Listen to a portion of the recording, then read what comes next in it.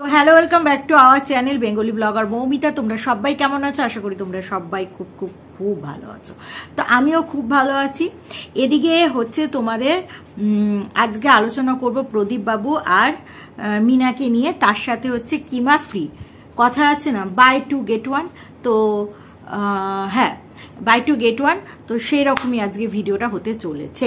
প্রথমে বলবো মিনাকে নিয়ে, তারপরে আসবো প্রদীপ বাবু, তারপরে আসবে কিমা। তো মিনা হচ্ছে এখন রোজই দৌড়ঝাঁপ করছে, যার কারণ হচ্ছে ফ্ল্যাটে সে থাকতে পারছে না, কারণ তার ফ্ল্যাটে সিকিউরিটির একটা প্রবলেম হয়ে যাচ্ছে। তো যার কারণে সে রোজই দৌড়াদৌড়ি করছে। তো আমি এখানে একটা কথা বলবো মিনার উদ্দেশ্যে। আমার মনে হয় ও তো বেশিরভাগ সময়টা বাপের বাড়িতেই কাটাচ্ছে। আর দেখো, একা থাকাটা ভীষণ একটা ডিফিকাল্ট, ঠিক আছে? তো আমার মনে হয় ও যদি ওর বাপের বাড়ির আশেপাশে কোথাও নিজের বাড়িতে থাকাটাই সব থেকে সেফ। তারপরে ধরো বাড়িতে অনেকেরই অনেক সমস্যা হতে পারে, সেটা তার ভিডিওর মধ্যে সবাই শো করে না। আর এরা যেহেতু বড় বড় ব্লগার, তো এরা শো করবে না। আমার মনে হয় যে ও যেটা বুদ্ধিমানের কাজ করত, সেটা হচ্ছে তোমাদের একটা জমি কিনে নিতে পারত, সব থেকে সেটা বেটার হতো। ফালতু পয়সা না খরচা করে একটা জমি কিনে নিল, নেওয়ার পরে সরকারের কাছ থেকে টাকা দিয়ে সেটা বাড়ি হলো, কিংবা নিজের টাকা দিয়ে আস্তে আস্তে ধীরে বাড়ি করলো। তার ফলে কি হতো, জমিটাও নিজের নামে হয়ে যেত, বাড়িটাও নিজের হয়ে যেত। তো একটা মাথা গোঁজার জায়গা হতো।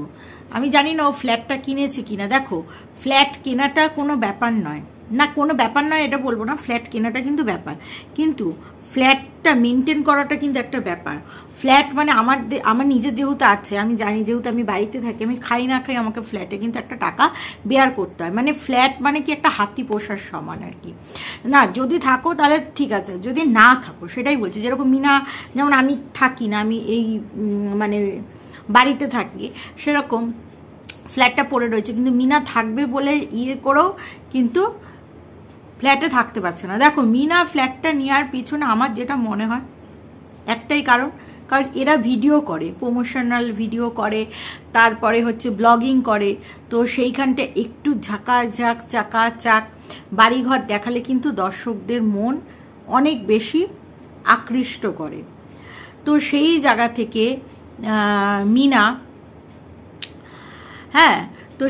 থেকে মিনা ভেবেছিল যে আমি ফ্ল্যাট ভাড়াই নিয়ে নিই, এটাই ভালো হবে। কিন্তু দেখো, এই যে টাকা চলে যাচ্ছে, ভাড়ার টাকা বলো, ফ্ল্যাটের তো জিনিসপত্র কিনেছে, আগামী দিনেও কিনতে হবে। জানি না ওই ফ্ল্যাটটা কিনেছে কিনা, তবে আমার তো কোনো আইডিয়া নেই, কারণ ও তো সেটা বলেনি যে ও কিনেছে কিনা। যদি ভাড়া না থাক, মানে যদি ওই ফ্ল্যাট না নিয়ে যদি ওর মায়ের বাড়ির সামনে কোথাও গিয়ে ভাড়া নিত, আমার মনে হয় সেটা বেশি ভালো হতো ওর জন্য। মানে ভাড়া বাড়িতে থাকলো, ইচ্ছা হতো মায়ের কাছে আবার এসে থাকতো, সুবিধা হতো। এই যে আসা যাওয়া দূরত্বটা একটু বেশি হলে সমস্যা, এইগুলো কিন্তু থাকতো না। তো যাই হোক, তারপরে হচ্ছে মিনার যে বাড়িতে খাওয়া দাওয়া এগুলো তো দেখায়, যেরকমটা মিনা দেখাচ্ছে, তো সেরকম দেখায়। একটা ফ্রুটির বোতলও পেয়ে গেল, যেখানে গেছিল ব্যাংকে, তো ফ্রুটির বোতলও পেয়ে গেল। তো মিনা ভিডিও শেষ করার আগে একটা কথা বলছিল, সেটা হচ্ছে ব্যাংকে এই সময় ওই সময়, মানে ব্যাংকে যাচ্ছি কাজ হচ্ছে না। আমি বলছি, কাজ কেন হচ্ছে না, কিসের জন্য হচ্ছে না?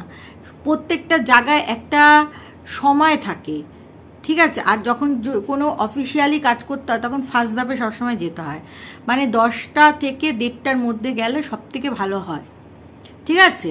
তো এইবার শুনে আসতে হবে ফর্ম কবে জমা নেবে, এটা কবে হবে, কোন সময়ের মধ্যে হয়, সব কিছু। তো আমার মানে এই ব্লগাররা, এই একটা দোষ, ব্লগাররা না ভাবে আমার টাইম মতন চলবে। যেহেতু ব্লগাররা মানে অল্প খেটে প্রচুর টাকা রোজগার করে, তাই বাইরে মানে খেটে পরিশ্রম করার যে কষ্টটা তারা বোঝে না। তাই তারা ভাবে আমার নিজের মতন করে সবকিছু চালানো হবে। অ্যাকচুয়ালি সেটা কিন্তু হয় না। তো সবকিছুর জন্য একটা নির্দিষ্ট টাইম আছে ব্যাংকে, তো যেতে গেলে সেই টাইম মতন যেতে হবে। আমি জানি না কেন যাচ্ছে, বলছে হচ্ছে না। তো যাই হোক, মিনার মায়ের চ্যানেলটা কিন্তু মানে মনিটাইজেশনটা অন হয়ে গেল। আমাদের কত পরিশ্রম হয়েছে, এই ব্লগারদের মাদের এই এক সুবিধা, আত্মীয় স্বজনদের মানে কেউ প্রমোট করে দিল, ব্যাস চ্যানেল দর করে উঠে গেল, সেইভাবে কোনো খাটাখাটনি করতে হলো না। তারপরেও কিন্তু মিনার মাকে সেইভাবে মিনাকে গুরুত্ব দিতে দেখি না। মিনার মা এখন এই যে ভিডিও আর এই রিলের মধ্যে ঢুকে অল্প বয়সী মেয়েদের থেকে অদম হয়ে গেছে, শুধু ভিডিও আর রিল, শুধু ভিডিও আর রিল। তারপরে মিনা যাই হোক টালফুলরি করলো, তো সব কিছু মিনা আনলো। মিনা যে বেশিরভাগ ওই বাড়িতে খরচাপাতি করে সেটা দেখেই বোঝা যায় যে মিনাই খরচাপাতি করে, মিনা জিনিসপত্র আনে তবে গিয়ে এটা সেটা হয়। এবং টেলারিংয়ের যে দোকানের যে টাকা পয়সা, বৌদির খরচা, মায়ের খরচা সব মিনাই তোলে, ঠিক আছে। তার জন্য বৌদি দেখলাম এখন বেশ সংসার করছে গুছিয়ে, যে কাজকর্ম বৌদি আগে করছিল না যেহেতু ঠাম্মি ছিল, তা বৌদি দেখে এখন ভালোই কাজকর্ম করছে, তো ভালো। আর বৌদি বেশ ননদের সাথেও খুব সুন্দরভাবে রয়েছে, এইটা একটা ভালো দিক, ভালো সাইড, হ্যাঁ। কারণ আর বৌদি দেখছি এটাতে লাভও আছে, যার কারণ হচ্ছে ননদ তো বড় ব্লগার, তো এইখান থেকে আমাদেরও বেশ ভালোই প্রাপ্তি হয় আর কি।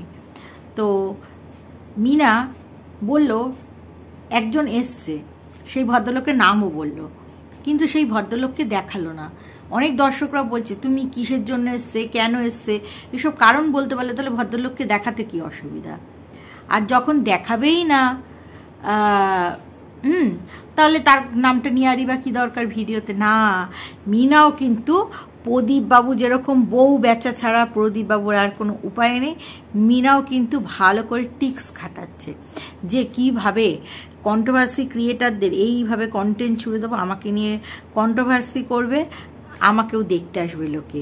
মানে ও কিন্তু পলিসিটা ভালো শিখে নিয়েছে, এটা কিন্তু বলতেই হবে, ঠিক আছে। তো এবার চলে যায় প্রদীপ বাবুর দিকে। ওরে বাবা, প্রদীপ বাবু, হ্যাঁ বলছে রাখি হয়নি, কিন্তু একবার আমার মনে আছে ওরা ব্যাঙ্গালোরে ছিল, গোয়া যাওয়ার আগে সম্ভবত বউ নিয়ে, সেই সময় মিলিদি রাখি পরিয়েছিল এবং ঝামেলার পরে ও প্রদীপবাবু ইয়েতে গেছিল, দিদির সাথে ঝামেলার পরে কি বলে বিশ্বপাড়ায় গিয়েছিল, হ্যাঁ। এবার সেই সময় মিলিদি যেহেতু মানে রাখির সব খরচাপাতি তুলছে, তো মিলিদিকে তো মামার বাড়ির লোকেরা খুব মানে পাত্তা দেয়, তো মাসির বাড়িতে রাখি পরানো হয়েছে। আবার রাত্রিরে কিন্তু মামার বাড়িতে এসেও মিলিদি রাখি পরিয়েছিল, হ্যাঁ সম্ভবত আমার যেটা মনে হচ্ছে। আর প্রদীপবাবু অন্য ঘরে বসেছিল, বলছিল আমার রাখি নেই, আমার রাখি নেই, এরকম কিন্তু বলছিল। তো যাই হোক, কিন্তু প্রদীপবাবু ওই সময় ওখানে প্রেজেন্ট ছিল।